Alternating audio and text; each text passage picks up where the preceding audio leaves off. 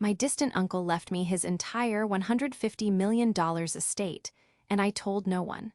When I called my family pretending to be broke, my mom was too busy and my brother laughed. But my cousin drove 3 hours with groceries, so I made a decision that shattered their world. This is where the story truly begins, and you won't want to miss what happens. Make sure you're subscribed to see it through to the end. We're always curious. Where in the world are you all watching from today? Let us know in the comments. The phone call came on a Tuesday, a day so relentlessly ordinary that its memory now feels like a fabrication. I was in the quiet hum of the community college library, surrounded by the familiar scent of aging paper and floor wax. My world was one of Dewey Decimal classifications and the soft, rhythmic stamp of due dates. I, Alara, was a creature of order, of quiet predictability. My life was a meticulously catalogued collection of modest expectations and manageable disappointments. At 34, I had a small apartment, a sensible car, and a profound sense of being utterly, invisibly average.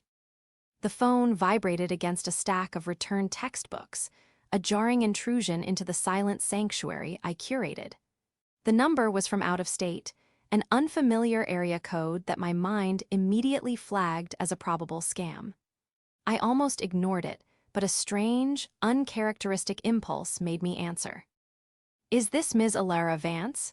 a man's voice asked. It was a dry, formal tone, the kind that carried the weight of legal documents and serious news. "This is she," I answered, my voice a librarian's whisper. "Ms. Vance, my name is Samuel Peterson. I'm an attorney with the firm Peterson, Crow, and Associates. I'm calling regarding the estate of your great uncle, Mr. Arthur Vance." The name landed with a distant thud in my memory. Arthur Vance. He was a phantom, a name mentioned in hushed tones at holiday gatherings years ago, always described as reclusive or eccentric. I had met him only once, at a family reunion when I was 6 years old. My only memory was of a tall, thin man with kind eyes who gave me a silver dollar and told me to invest in curiosity. I hadn't seen or heard from him since. "I'm sorry," I said, my brow furrowing. "I believe he passed away." "Yes, that's correct. He passed just over a week ago," Mr. Peterson confirmed. "We have been attempting to locate you. Ms. Vance, my apologies for the bluntness of this call, but Mr. Vance's will has been executed. He named you as the sole beneficiary of his entire estate." I leaned against a bookshelf, the spines of classic literature pressing into my back. "The sole beneficiary? I don't understand. We weren't close. I barely knew him."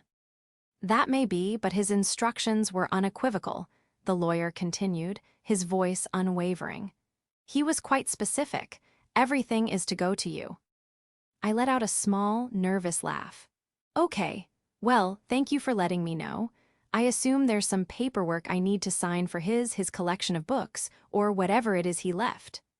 I pictured an old house filled with dusty antiques and perhaps a few $1,000s in a savings account. It was a kind gesture from a ghost, nothing more. There was a pause on the other end of the line, a silence so profound it felt like a vacuum. Then Mr. Peterson cleared his throat. "Ms. Vance," he said, and his tone had shifted. It was no longer just formal, it was careful, as if he were handling something fragile. "I don't think you quite grasp the scale of this. Arthur Vance was not just a collector of books, he was a remarkably shrewd investor. He was the founder and silent partner of several major tech startups over the last 4 decades. My heart began a slow, heavy drumbeat against my ribs. The library, my sanctuary of quiet, suddenly felt airless. "The estate," Mr. Peterson said, drawing out the words, "after all taxes and duties are accounted for, has been valued at approximately $157 million. The number didn't register. It was an abstraction, a string of sounds with no connection to my reality of overdue notices and budget meetings.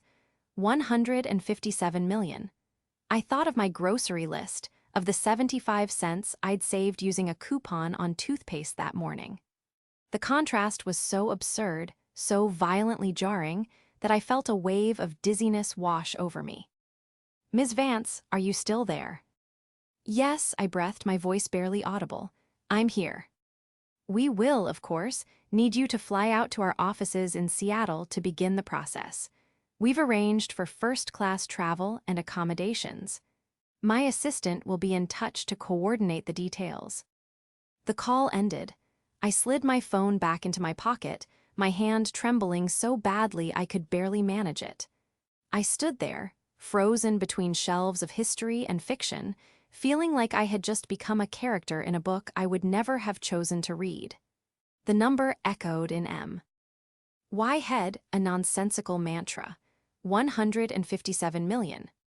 For a moment, I felt a rush of elation, a dizzying vision of a life without worry.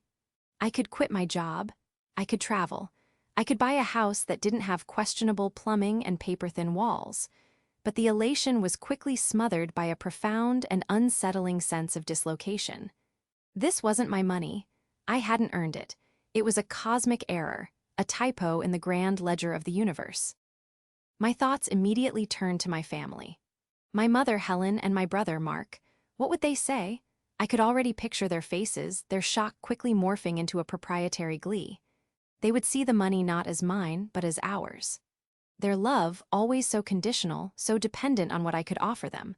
A ride to the airport, a last-minute loan of $50, a sympathetic ear for their endless, self-inflicted dramas, would suddenly become absolute.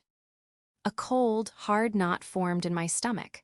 For years, I had been the responsible one, the quiet anchor in their chaotic lives. I was the one they called when they needed something, and the one they forgot when they didn't. They loved the idea of me, the convenience of me, but I wasn't sure they actually loved me. And in that moment, standing in the silent library, a radical, dangerous idea began to form. What if I didn't tell them? What if, before this tidal wave of wealth washed away every truth I thought I knew, I could find out what was real? Before I became Alara Vance, the heiress I needed to know, once and for all, who considered Alara Vance, the librarian, to be worth anything at all. The inheritance was a number, a staggering one, but the real mystery, the one I suddenly needed to solve, was the value of my own family. The betrayal I feared wasn't about money. It was about a poverty of the heart I had long suspected, but never dared to confirm. The days following the lawyer's call were a blur of muted panic and surreal logistics. I took a week of sick leave from the library, citing a sudden and severe flu. My head was indeed pounding, but it wasn't from a virus. It was from the sheer weight of the secret I was carrying. The estate's lawyers were incredibly efficient. Plane tickets and hotel confirmations appeared in my email, all under a cloak of professional discretion. I felt like I was living a double life. By day, I was the same Alara, eating toast over the sink and sorting my recycling. But in my mind, I was navigating a labyrinth of trusts, portfolios, and staggering sums of money. During a long call with Mr. Peterson, I made my first official request. I asked him to keep my inheritance under the strictest confidentiality. He assured me that was standard practice. My second request was more unusual. I asked if it was possible to arrange for my salary from the library to be suspended without my employer knowing the reason. He was intrigued, but agreed it could be handled through a private payroll service that would simply stop the direct deposits, making it look like a clerical error. The stage was being set. My plan felt both foolish and necessary. It was a simple, painful experiment. I would call my family, tell them I'd lost my job, and that I was on the verge of being evicted. I would present myself at my most vulnerable and see what would happen. I started with my mother, Helen.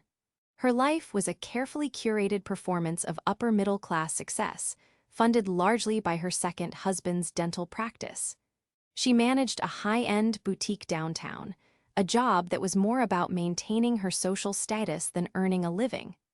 I rehearsed my lines, my heart thumping with a mixture of dread and a grim sense of validation I knew was coming. I dialed her number and took a deep breath. "Alara, darling," she answered, her voice bright and brittle. "I'm in the middle of inventory. What is it?" "Mom, I have some bad news," I began, letting my voice crack just a little. "The college is making cutbacks. They let me go." There was a beat of silence, not the warm, concerned silence I craved, but a cold, calculating one. Let you go, just like that. Well, that's what happens in those public sector jobs. No security. There was no, "I'm so sorry, sweetie," or "Are you okay?" Just an immediate, critical assessment. "I don't know what I'm going to do," I continued, pushing forward with the script. "My savings are almost gone, and my rent is due next week. I might be evicted." The sigh on the other end of the line was heavy with impatience. "Oh, Ilara, really? It's always one thing or another. I'm just swamped right now preparing for the fall gala. You have no idea the stress I'm under. We need to find the perfect centerpieces." "Mom, I might be homeless," I said, my voice rising with genuine disbelief at her callousness. "Don't be so dramatic," she snapped. "You're resourceful, you'll figure something out, you always do. Now I have to run, the caterer is on the other line, we'll talk later." And with that she was gone, the line went dead. I sat on my sofa, the receiver still pressed to my ear, a cold numbness spreading through my chest. Too busy with centerpieces to worry about her daughter being kicked out onto the street. The cruelty of it was breathtaking. Shaking, I forced myself to make the second call. My brother, Mark, was a top salesman at a luxury car dealership. He lived his life in a loud, flashy crescendo of commissions and conquests. His entire personality was built on the foundation of his own success, and he had little time for anyone he perceived as failing. He answered on the second ring. "Ilara, what's up? You need to come down and see the new models. I could get you a great deal on a lease."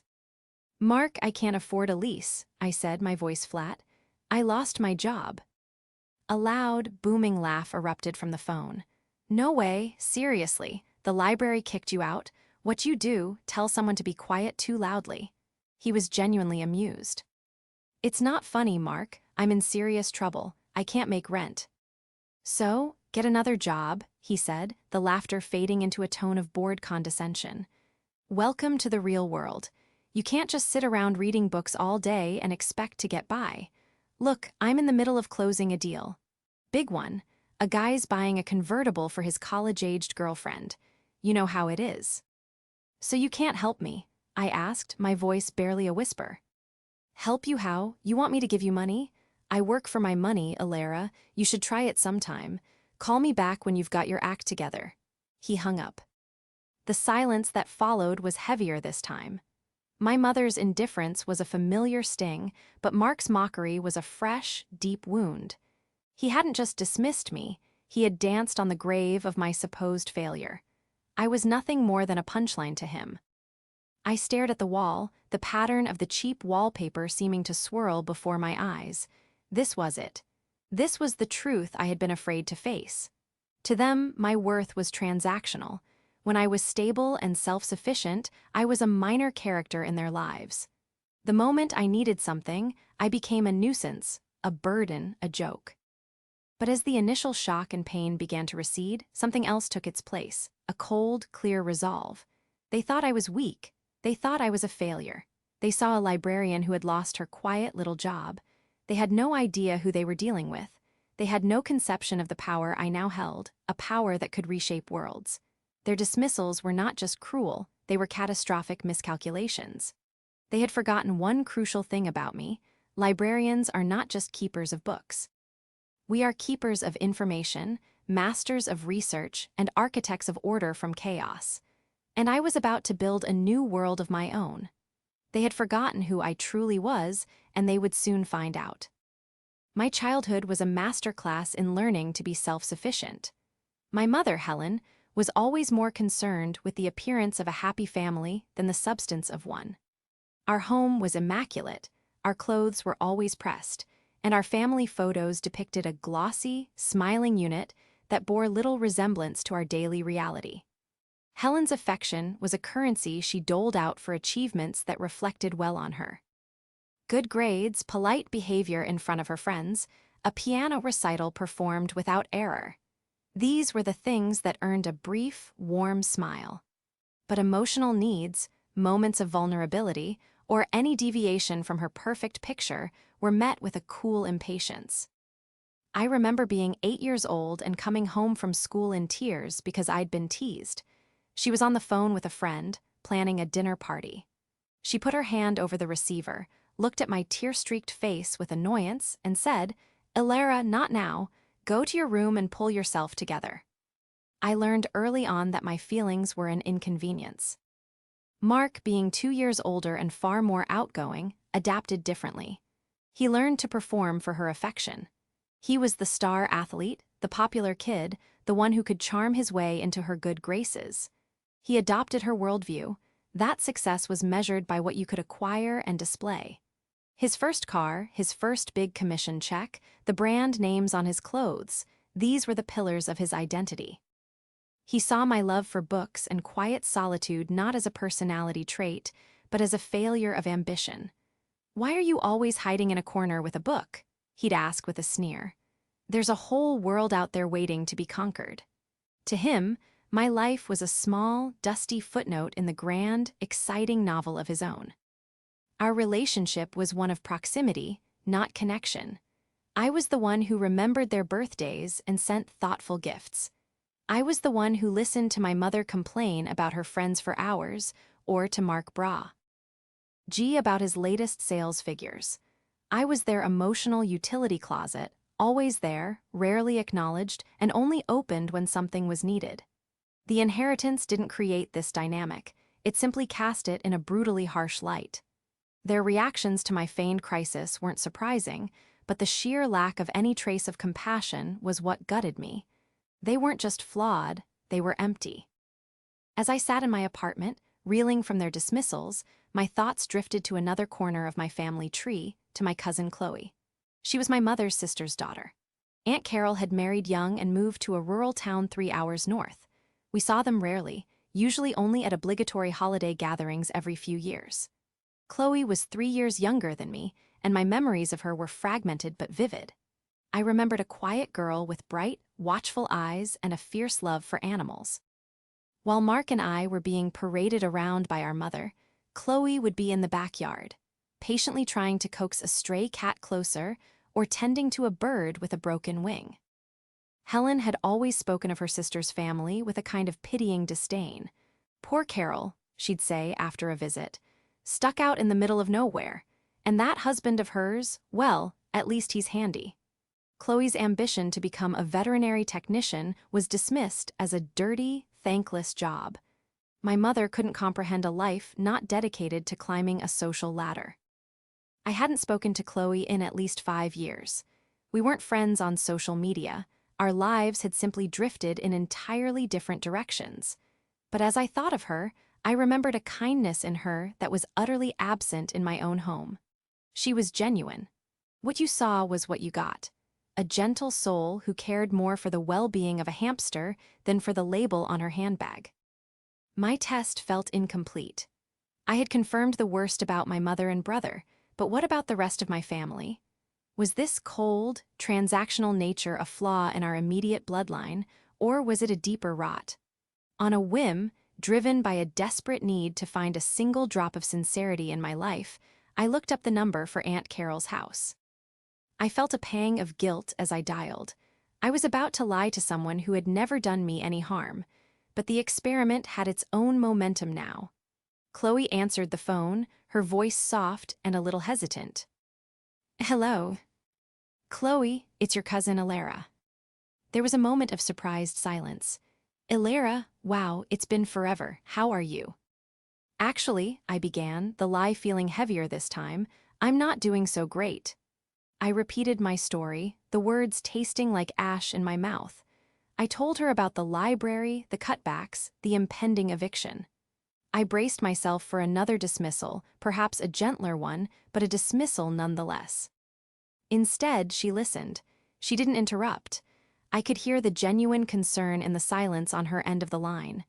When I finished, her first words were, "Oh, Elara, that's awful. Are you okay? Do you have food?" The question was so simple, so practical, so human, it completely disarmed me. I'm managing," I stammered. "Where are you going to go?" she asked, her voice laced with worry. "You can't be on the street." "I don't know," I said, and for the first time, the fake despair in my voice was tinged with real emotion. "Look," she said, a new determination in her tone. "Don't panic, I just got paid. It's not much, but I can help. And you can always come stay here. We have a spare room. It's small, but it's warm and you'd be safe." I was so stunned I couldn't speak. She barely knew me. We were practically strangers, connected only by a shared set of grandparents. Yet she was offering me everything she had, her home, her money, her compassion, without a moment's hesitation. "I don't want to be a burden," I finally managed to say. "It's not a burden," she said firmly. "It's family." That one word, family, struck me with the force of a physical blow. My mother and brother were my family by blood, but Chloe, a woman I hadn't seen in years, was the only one who seemed to understand what the word was supposed to mean. The contrast between her immediate, selfless offer and my brother's derisive laughter was a chasm that could never be crossed. It clarified everything. The antagonists in my life weren't just my mother and brother. It was the entire value system they represented. A system that prized image over integrity and wealth over worth. The phone call with Chloe was a watershed moment. The last vestiges of my grief over my mother and brother's betrayal evaporated, replaced by a cold, crystalline clarity. My experiment was over. It had yielded one devastating result and one miraculous one. The pain of rejection was overshadowed by the profound gratitude I felt for Chloe's simple, unhesitating kindness. It was an anchor in the storm of my emotions, and it gave me a new sense of purpose. This money, this absurd, life-altering fortune, was not a burden anymore. It was a tool. It was a means to an end, and I had just discovered the perfect end. I shifted from passive victim to active architect. My small, quiet apartment became a command center. I spent hours on the phone with Samuel Peterson and his team. At first, they were focused on the standard procedures of wealth management, diversifying portfolios, minimizing tax liabilities, establishing trusts. I listened patiently, but my mind was elsewhere. "Mr. Peterson," I said during one of our calls, interrupting his explanation of municipal bonds. "I appreciate all of this, but I have a more immediate project in mind. I want to set up a charitable foundation." There was a pause. "A foundation? Of course, Ms. Vance, that's a wonderful goal for the long term. We can certainly begin that process." "No," I interjected, my voice firmer than I'd ever heard it. "Not for the long term, for the short term, immediately." I could almost hear him sit up straighter in his leather chair 3 states away. "I see. What did you have in mind?" "I want to establish a nonprofit animal sanctuary," I explained. "A state-of-the-art facility. Land, construction, veterinary staff, endowments for perpetual care. Everything." "That's a very ambitious project, Ms. Vance," he said, his professional composure showing a crack of surprise.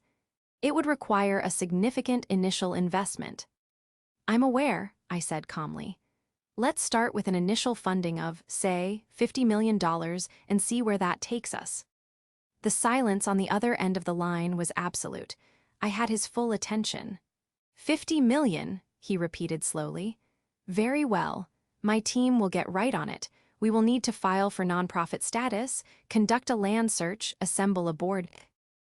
"The board will consist of one person for now," I said. "Me, and the director of the sanctuary is already chosen. Her name is Chloe, my cousin." My plan began to take shape with a speed that was both exhilarating and terrifying. The key piece of leverage I held was not just the money, but the anonymity the money provided. Helen and Mark had cast me aside because they thought I had nothing. They operated under the assumption that I was powerless. That was my greatest advantage. While they went about their self-absorbed lives, I was quietly moving mountains. My investigation became a flurry of activity. The law firm put me in touch with consultants who specialized in nonprofit management and animal welfare. I spent my days on video calls, learning about sustainable habitat design, veterinary medicine logistics, and the legal intricacies of charitable endowments. I, Alara Vance, the community college librarian who just a few weeks ago was helping students find sources for their term papers, was now discussing the architectural plans for a wildlife rehabilitation clinic. The irony was not lost on me. All those years spent organizing information, researching obscure topics, and managing complex systems at the library had prepared me for this in ways I could never have imagined.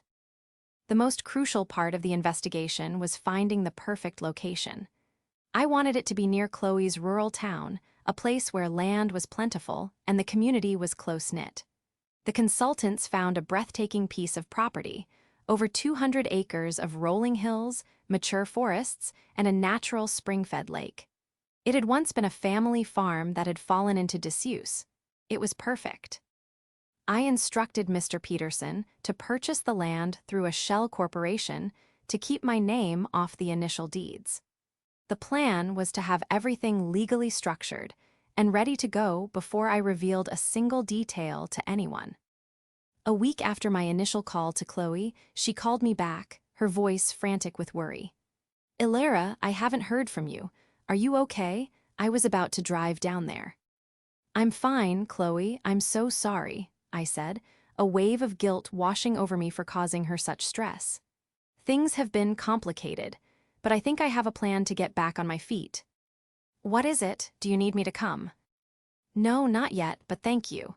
Seriously, Chloe, your offer, it meant more to me than you could possibly know." "Of course," she said, as if her kindness were the most natural thing in the world. "Just promise you'll let me know if you need anything at all." Her unwavering support was the fuel that kept me going.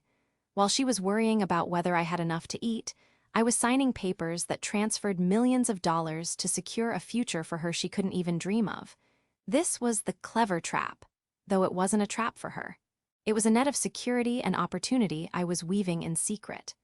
The real trap was for my mother and brother. Their arrogance and lack of empathy had led them to believe I was insignificant. They had closed the door on me, never imagining that I was the one holding the key to a kingdom.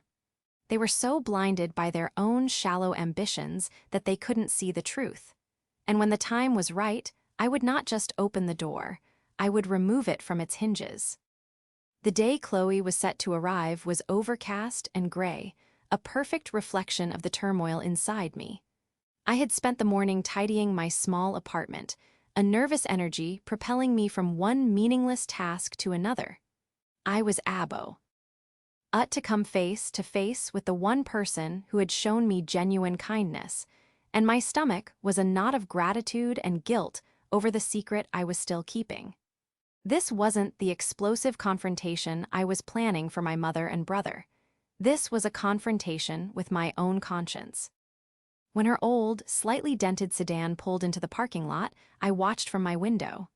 Chloe got out, her movements efficient and purposeful. She wasn't carrying a purse. Instead, she was wrestling with two large paper grocery bags. My throat tightened. She had driven 3 hours, likely after a long shift at the vet clinic, to bring groceries to a cousin she barely knew. I met her at the door, and for a moment, we just stood there in awkward silence.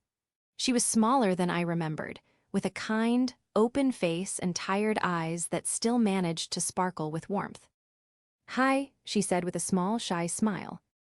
"Hi," I replied, my voice thick with emotion. I took one of the bags from her. It was heavy, filled with pantry staples, pasta, canned soup, bread, peanut butter. The other bag held fresh fruit and vegetables.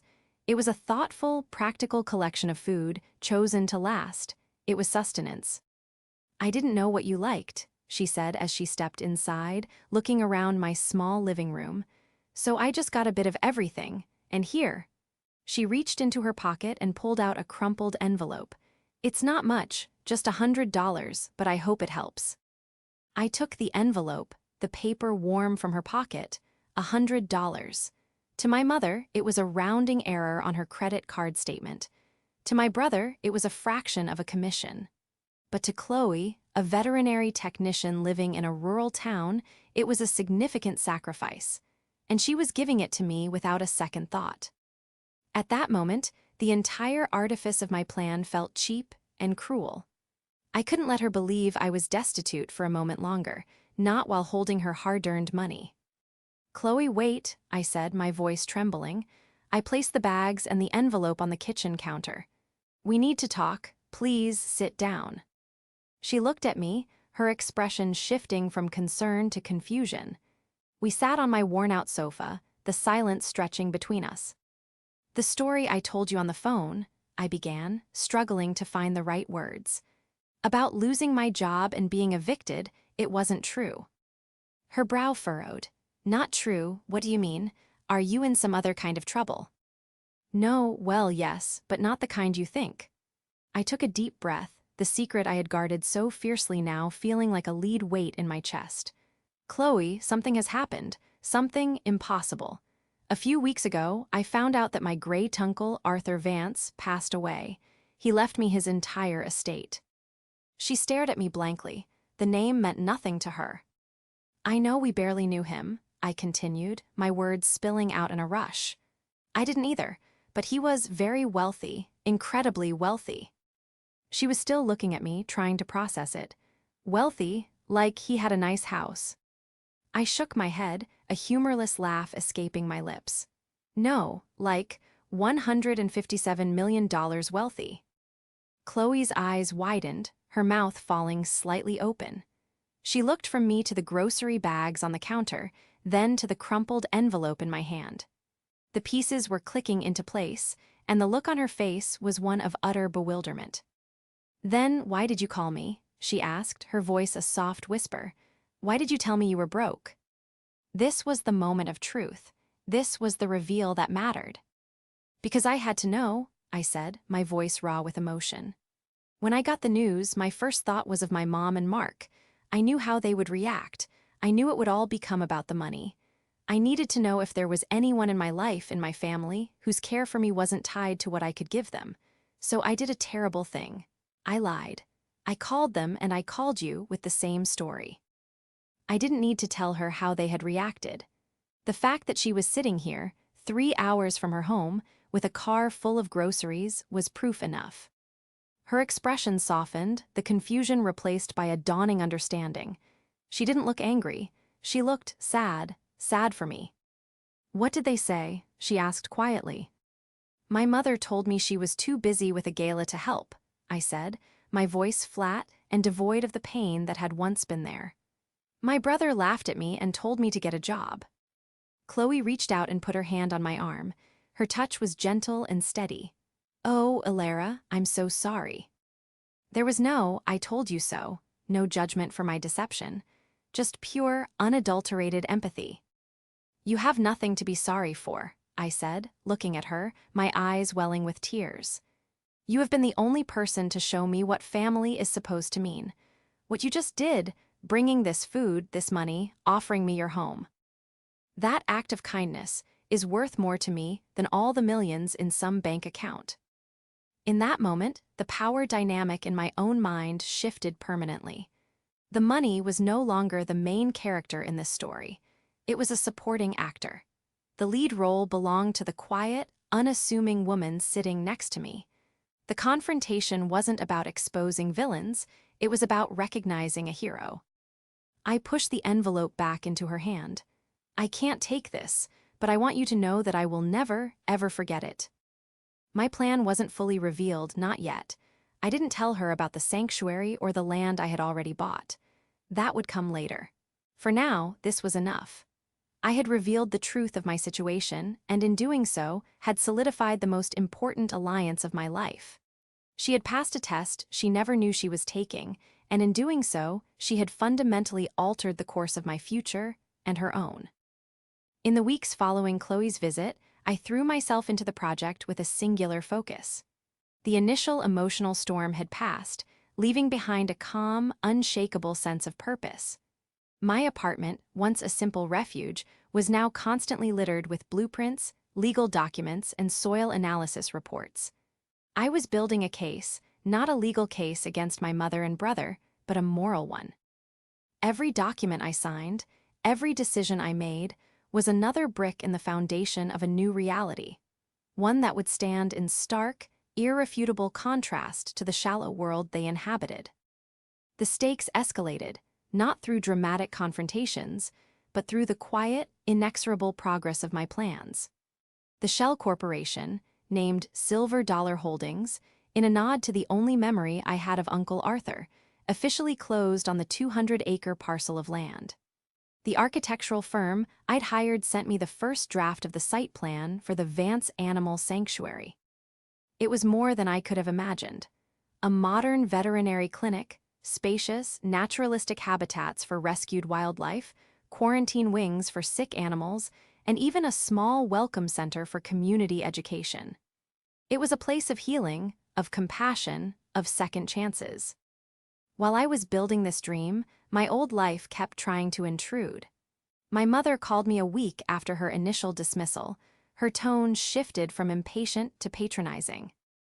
"Ilara, darling, I've been thinking about your situation," she began, as if she were bestowing a great favor. "I spoke to a friend of mine who manages a department store. They might have a position in gift wrapping for the holidays. It's not glamorous, but at your age, you can't be too picky." I held the phone, staring at the architectural plans spread across my coffee table. A multi-million-dollar facility designed to save lives, and my mother was offering me a seasonal job wrapping presents. The disconnect was so profound, it was almost comical. "Thank you, Mom," I said, my voice carefully neutral. "I'll keep that in mind." "You should," she said smugly. "It's important to have a purpose, even a small one." Mark called too, not with an offer of help, but with a demand. "Hey, I need a favor," he said, skipping any pleasantries. "My buddy is moving this weekend and he bylaid on me.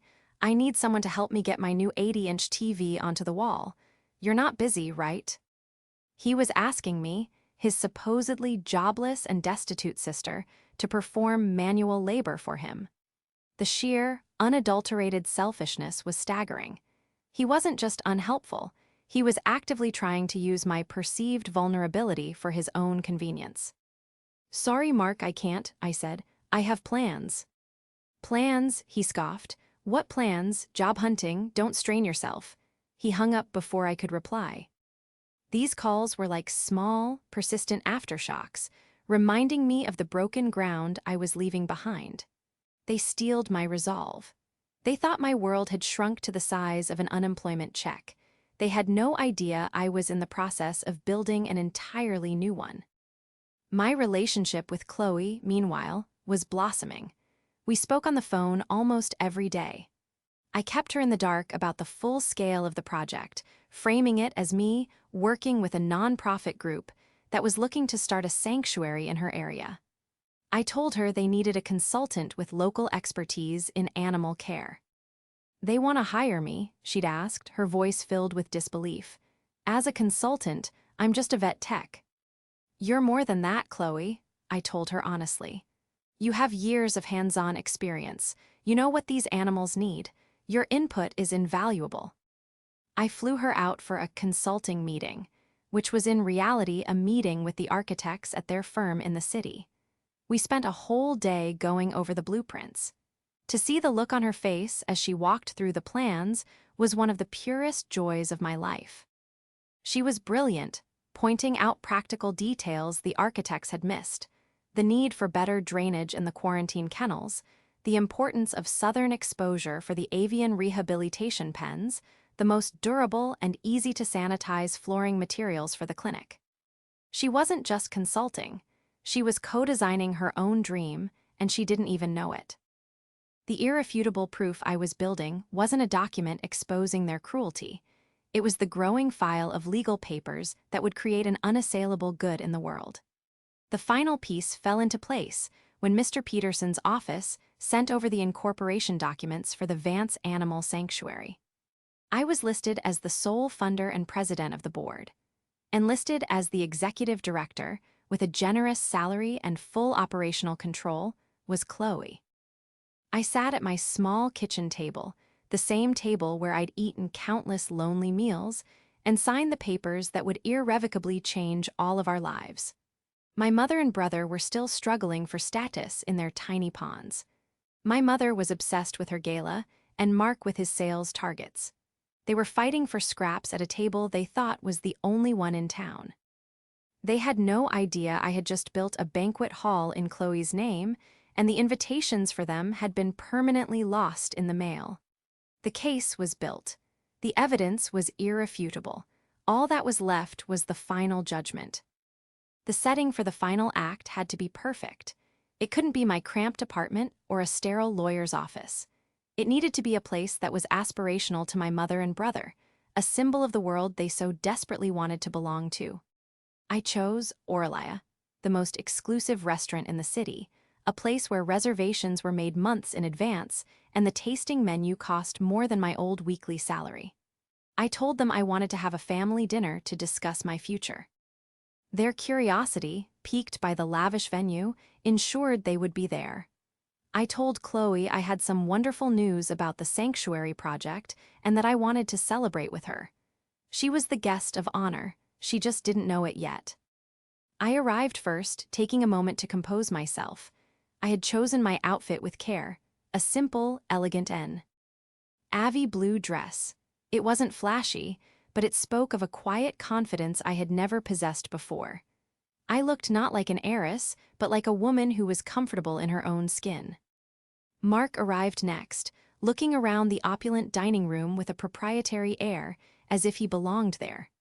"Wow, Alara," he said, a smirk playing on his lips. "Did you win the lottery or something?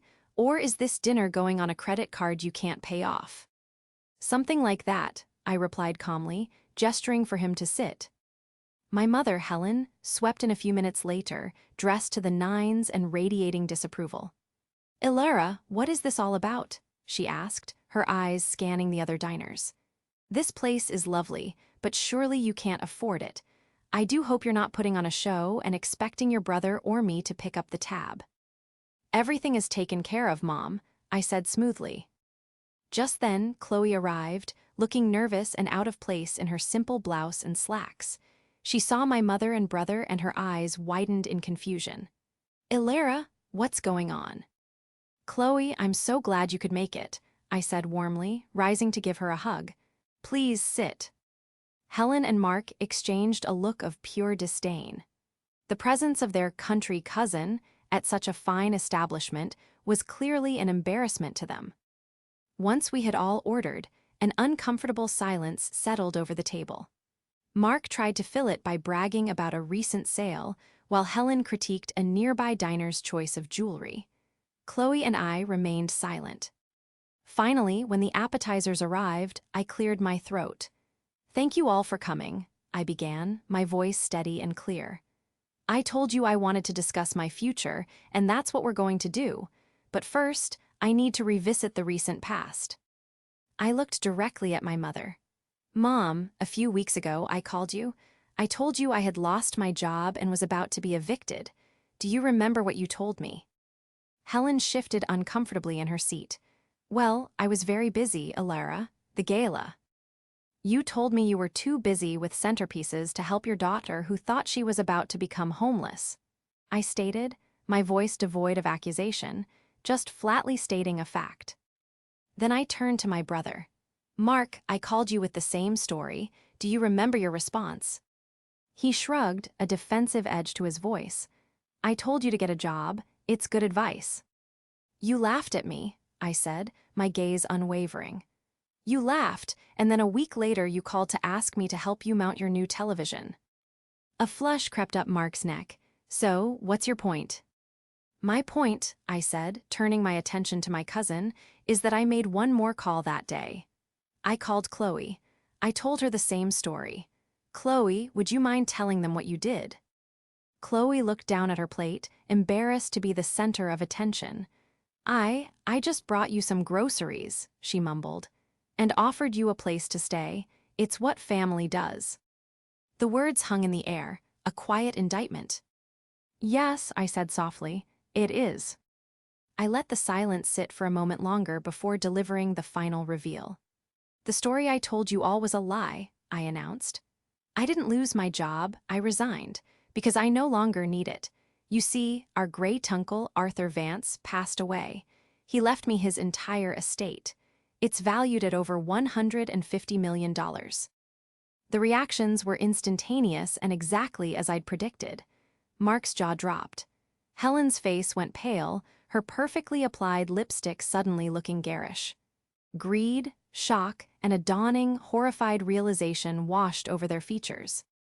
150, Helen stammered, unable to finish the sentence. You're lying, Mark blurted out. You're making this up. Am I asked, pulling a single document from my purse. It was the certificate of incorporation for the Vance Animal Sanctuary. I slid it across the table. This is real, and it brings me to the real reason we're here tonight. I looked at Chloe, whose face was a mask of utter confusion. Chloe, the lie I told you was unforgivable, but it revealed a truth that has changed everything. Your kindness, your selflessness, it showed me what to do with this impossible fortune. I have spent the last several weeks using a portion of Uncle Arthur's money to establish a foundation. I bought 200 acres of land near your town. I've hired architects and consultants. We are building a world-class animal sanctuary. I paused, letting the words sink in. It's called the Vance Animal Sanctuary, I said, my voice breaking with emotion for the first time. And, Chloe, I am gifting it to you. The foundation will fund it in perpetuity. You will be the executive director. You will run it, build it, and make it your own. It's your dream. You've earned it. Chloe stared at me, tears streaming down her face, speechless. Helen finally found her voice. You're giving it to her, she screeched, all pee. Retentive decorum gone. But we're your family, your mother, your brother. I turned my gaze to her, my expression calm and final. No, you are my relatives. Tonight has made it very clear who my family is. Mark stood up abruptly, his chair scraping loudly against the floor. This is a joke, after everything we've done for you. What have you done? I asked, my voice rising for the first time. You have taken, you have dismissed, you have mocked. The one time in my life I pretended to need you, you showed me your true selves. And what you see before you tonight is the consequence. The public setting kept their rage contained, but their faces were contorted with fury and regret. They saw the money, the life they could have had, slipping through their fingers. In their moment of realization, they weren't sad for losing me, they were furious for losing my wallet. And that was the final, tragic confirmation of everything I had discovered. They were bankrupt in every way that truly mattered. The dinner ended not with a bang, but with a quiet, decisive severance. Helen and Mark left the restaurant in a state of stunned, sputtering rage. They didn't say goodbye. There were no pleas for forgiveness, only muttered accusations of betrayal as they walked away, leaving Chloe and me alone at the table in the suddenly peaceful dining room. Chloe was still trying to process the monumental shift that had just occurred in her life. She looked at the incorporation documents, then back at me, her eyes wide with a mixture of disbelief and dawning joy. Is this real? She whispered. An entire sanctuary. It's real, I confirmed, reaching across the table to take her hand. The land is purchased. The architects are waiting for your final approval on the clinic design. The initial operating budget is already in a trust. It's all yours. Tears welled in her eyes again, but this time they were tears of overwhelming gratitude. I don't know what to say. Why would you do this for me? Because you were willing to give me a bag of groceries when you thought I had nothing, I said simply. You showed me what it means to be rich in spirit. This, I said, gesturing vaguely at our opulent surroundings, is just money. What you have, what you are, is true wealth. I'm not giving you anything, Chloe. I'm investing in something pure and good. I'm investing in you. In the weeks that followed, my life was scrubbed clean of my mother and brother. They tried, of course. There was a barrage of phone calls, voicemails oscillating between tearful apologies and furious demands. Helen left messages claiming she had always been proud of my quiet nature and that her dismissal was just a misunderstanding. Mark sent texts that ranged from "we need to talk" to "you owe us." I instructed Mr. Peterson's office to handle all communication. A formal, legal letter was sent to each of them, politely and irrevocably stating that I would not be providing them with any financial support and wished to have no further contact. I blocked their numbers. I blocked their social media profiles. It was a digital amputation, and with it came a profound sense of peace. Their downfall wasn't financial ruin or social exile in the traditional sense, it was far more personal. It was the stark, quiet reality of their own making. They had been given a choice between love and convenience, and they had chosen poorly. Now they had to live in the silence they had created. My life became intertwined with Chloe's. I moved out of my small apartment and rented a house in her town to be closer to the sanctuary project. We spent our days walking the beautiful, sprawling property, talking with contractors, and planning for the future. Watching Chloe come alive with purpose was my greatest reward. The quiet, hesitant cousin I remembered was gone, replaced by a confident, decisive leader. She poured her heart and soul into the project, her expertise shining through in every decision. We broke ground on the Vance Animal Sanctuary in the spring. It was a small ceremony, attended by the construction crew, the architectural team, Mr. Peterson, and a few of Chloe's friends from the community. As Chloe put the ceremonial first shovel into the dirt, her face radiant with joy, I felt a sense of rightness that settled deep in my bones. Uncle Arthur, the reclusive man I barely knew, had given me more than money. He had given me a chance to start over, to define family on my own terms. My reconciliation wasn't with the people who had hurt me, it was with myself. I healed the part of me that had always craved their approval, realizing I had never needed it. The sanctuary became a beacon of hope in the community, a testament to what could be built not from ambition or greed, but from a single act of selfless kindness. Standing with Chloe on a hill overlooking the burgeoning framework of the clinic, I finally understood. The $157 million was juice. Tea paper. The true inheritance was the clarity to see who truly mattered.